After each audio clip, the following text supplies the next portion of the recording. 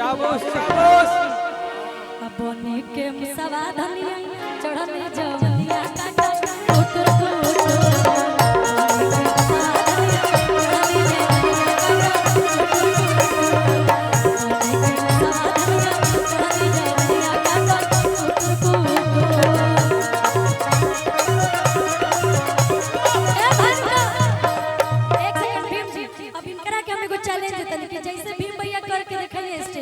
वैसे जैसे तू स्टेप कर ले तो हमरा तरफ से तारा इनाम रहे।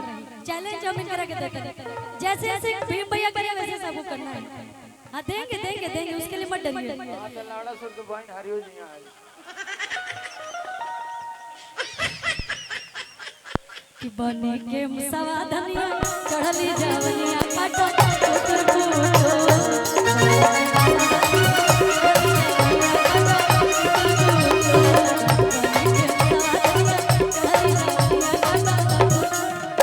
छछुंदर के सर पे आवे चवेले छछुंदर के सर पे छछुंदर के सर पे आवे चवेले कहां राजबो कहां तेरी कहां राजबो कहां तेरी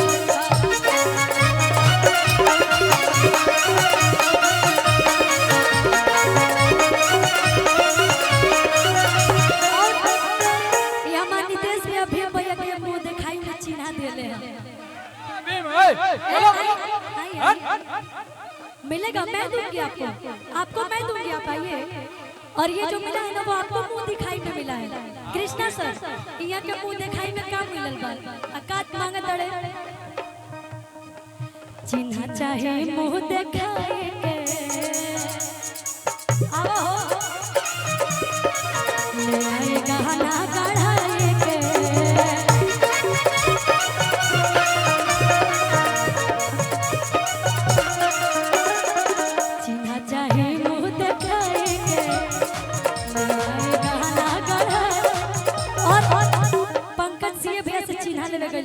भैया चिन्हा मांग रहे हैं चिन्हा दीजिए। पंकज भी हमारे चिन्हा देंगे मुंह दिखाई का। ए धन सादा लिख देबो हमके सारे होई प्यार बहुत लिख देबो।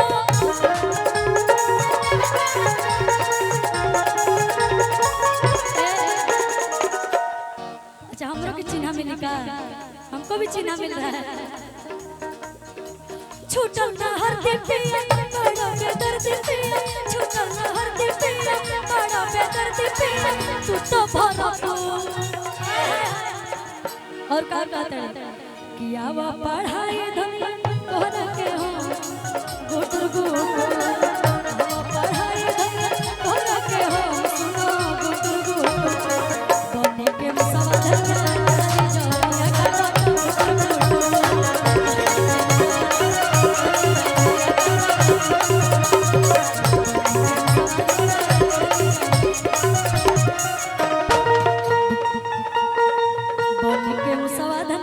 चढ़ले जवनिया काटा कोटर कोट बने के मुसवा धनिया चढ़ले जवनिया काटा कोटर कोट बने के मुसवा धनिया चढ़ले जवनिया काटा कोटर कोट बने के मुसवा धनिया चढ़ले जवनिया काटा कोटर कोट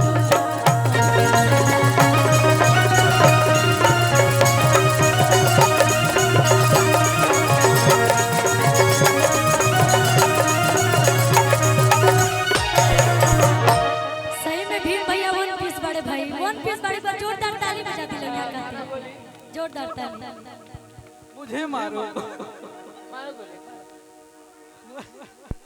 मुझे दंडित करो कि भागेला रे दीवानी तू भागा के ले चला बिया किशारी बिया के घर पे आए हैं और यहाँ मंच पे जितने सभी हमारे परिवार ही हैं सभी हमसे सीनियर ही हैं तो सभी लोग को बहुत बहुत धन्यवाद इतना सम्मान प्यार देने के लिए। सबसे पहले तो किशारी बिया को दिल से धन्यवाद।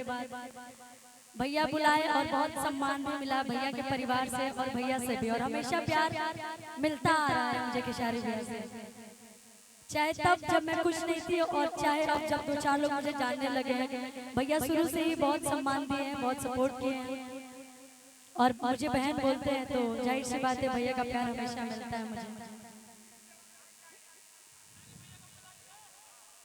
भैया एफ कर लीजिएगा स्केल मेरा। नहीं खेलोगे? लाइट नहीं है। लाइट नहीं है? इतना सारा तो लाइट जल रहा है। नहीं है लाइट? सब उखाड़ देता लो। हमने के बीच बहुत ही दिग्गज कलाकार है मंच पर उपस्थित। सबसे पहले तो हमारे बड़ भैया एजा अखिलेश कश्यप भैया बानी, बहुत बहुत सम्मान, बहुत बहुत धन्यवाद, पैर छू के प्रणाम, इतना प्यार सम्मान देवे खातिर। कृष्णा बेदर्दी सर के भी बहुत बहुत धन्यवाद। बहुत सारा गीत के राउत फरमाइश भी बांटे आज हम गाई। और जब तक मेरा गाना खत्म नहीं होगा कोई हिलना नहीं चाहिए, यहाँ से कोई नहीं जाएगा। सब लोग को मैं बोल रही हूँ। हमारे बड़े भैया पंकज भैया, पंकज सिंह भैया का भी बहुत बहुत